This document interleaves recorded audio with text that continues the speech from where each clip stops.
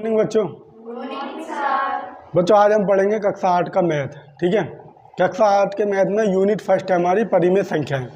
अब तक हमने 6 और 7 में पढ़ा था परिमेय संख्याओं के बारे में, उसमें थोड़ा थोड़ा बेसिक पढ़ा था। आज हम पढ़ेंगे कुछ परिमेय संख्याओं के बारे में ज़्यादा बातें, है ना। परिमेय संख्याओं को कैसे जोड़ते हैं, परिमेय संख्याओं को कैसे घटाते हैं, परिमेय संख्याओं को कैसे गुणा करते हैं। ठीक है, और दो परिमेय संख्याओं के बीच में परिमेय संख्याएं हम कैसे निकालते हैं। ठीक है, तो हम सबसे पहले शुरू करेंगे कि परिमेय संख्याएं होती कौन सी हैं। ठीक है, तो परिमेय संख्याओं के बारे में हम पता करेंगे पहले। परिमेय संख्याएं, तो अगर परिमेय संख्याओं की परिभाषा की अगर मैं बात करूं तो परिमेय संख्याओं को हम क्या लिख सकते हैं कि ऐसी संख्याएं जिनको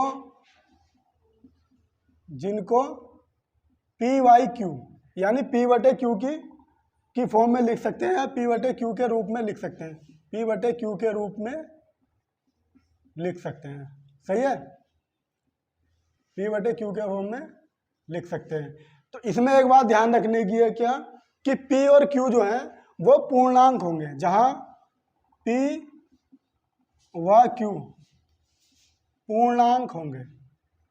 ठीक है, पूर्णांक होंगे। ठीक है, ये बात याद रखने की है। और दूसरी बात, तथा Q is not is equal to 0, Q तुम्हारा 0 नहीं होना चाहिए। ठीक है, इसमें Q 0 नहीं होगा, कभी भी Q जो है 0 नहीं हो सकता। अगर बटे में 0 आ गया तो इसका मतलब वो परिमेय संख्या नहीं होगी। ठीक है, ये बात याद रखने की है। अच्छा, P व Q पूर्णांक कैसे होंगे? देखो P और Q ये परिमेय संख्या है। ठीक है, अगर परिमेय संख्या को ऐसे लिखेंगे हम, परिमेय संख्या, तो P और Q क्या होंगे? पूर्णांक। ठीक, और ये भी क्या होगा? पूर्णांक। ठीक है, पूर्णांक का मतलब समझो, पूर्णांक का मतलब होता है, अगर इसका संधि विच्छेद में करूं पूर्णांक को, तो पूर्णांक का मतलब होता है पूर्ण अंक। ठीक है, पूर्ण अंक।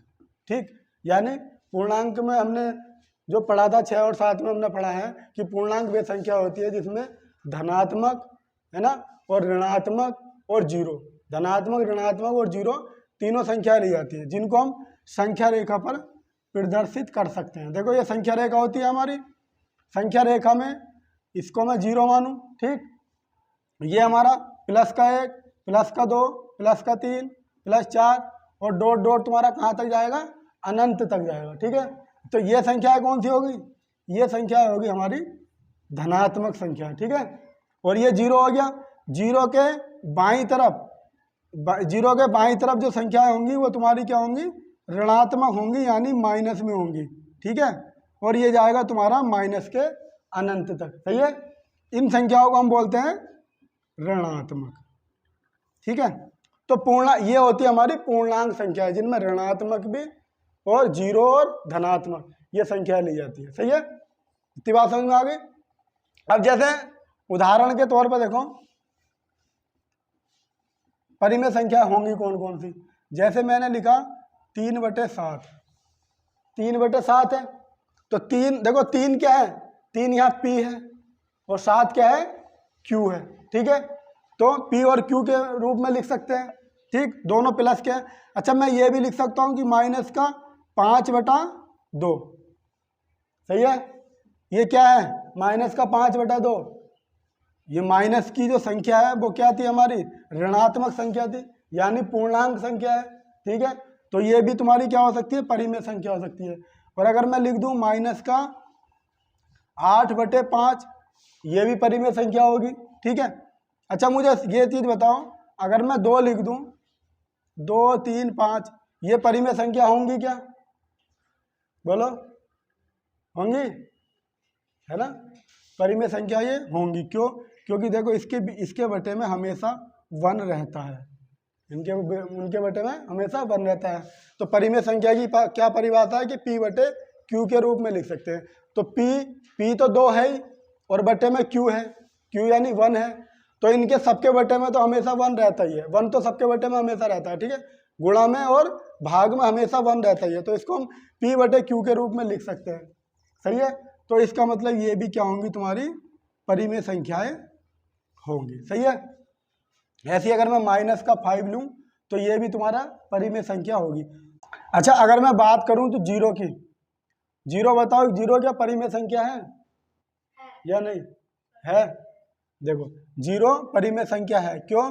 क्योंकि अगर जीरो के बटे में मैं कुछ भी लिखूंगा, एक लिखूं तो भी इसका मान जीरो ही आएगा। जीरो के बटे में 2 लिखूं तो भी इसका मान जीरो आएगा। जीरो के बटे में 100 लिखूं तो भी इसका मान जीरो ही आएगा। यानी इसको मैं P बटा Q की फॉर्म में लिख सकता हूं। ठीक है, इसलिए जीरो जो है एक परिमेय संख्या है। ठीक है, जीरो एक परिमेय संख्या है। ठीक है, अब हम बात करेंगे, देखो परिमेय संख्या और अपरिमेय संख्या में थोड़ा सा अंतर भी स्पष्ट कर लेते हैं, क्योंकि देखो इस चैप्टर में वैसे अपरिमेय संख्या है नहीं, पर फिर भी अपरिमेय संख्या के बारे में हमें पता होना चाहिए कि अपरिमेय संख्या होती कौन सी है। ठीक है, तो अपरिमेय संख्या है, तो अपरिमेय संख्या कौन सी हो जाएंगी? जिनको हम क्या बोलते हैं? Irrational number. क्या बोलते हैं? Irrational numbers. ठीक है, इसकी परिभाषा क्या हो जाएगी? ऐसी संख्या है जिनको हम P बटा Q के रूप में नहीं लिख सकते। सही है, जिनको हम P बटा Q के रूप में नहीं लिख सकते, तो हम इसकी परिभाषा लिखेंगे, ऐसी संख्याएं जिनको P बटा Q के रूप में नहीं लिख सकते। ठीक है, P बटा Q के रूप में नहीं लिख सकते। ठीक, जैसे कौन कौन सी संख्या होंगी अपरिमेय में? जैसे √2, वर्गमूल 2, √2, √3, √5, √6, √7, √8। ठीक है, अच्छा बताओ क्या √9 भी परिमेय संख्या होगा या अपरिमेय संख्या होगा या परिमेय संख्या? परिमेय संख्या। क्यों? क्योंकि √9 का वर्गमूल अगर आप निकालोगे तो 3 आता, और 3 का हमें पता है कि 3 है परिमेय संख्या। ठीक है, तो इसलिए इसको हम अपरिमेय संख्या नहीं मानते। √9 को हम छोड़ देंगे। सही है, तो हम क्या लिखेंगे फिर? √10, फिर √11, इसी तरह से लिखते चले जाएंगे। देखो √16 आएगा वो भी तुम्हारा क्या होगा? परिमेय संख्या होगी। क्यों? क्योंकि ये 4 का वर्गमूल है। ठीक है, तो इसको छोड़ देंगे, तो जितनी भी संख्याएं होंगी √रूट में वो तुम्हारी अनंत तक चली जाएगी, वो सब अपरिमेय संख्याएं होंगी। क्यों? क्योंकि हम इनको P बटे Q के रूप में नहीं लिख सकते। देखो अगर इसका √2 का तुम मान निकालोगे तो इसका मान तुम्हारा लगभग 1 से ज़्यादा आएगा और 2 से कम आएगा। यानी इसको, और देखो संख्या रेखा पर हम जो भी संख्या दिखाते हैं ना, वो पूर्ण संख्याएं दिखाते हैं। 1 2 3 4, -1, -2, -3। हमने कहीं ऐसा तो नहीं दिखाया 1.5 या 2.5, 1.5, 2.5, 3.5, 4.5 तो नहीं दिखाया कहीं, है ना, संख्या रेखा पे।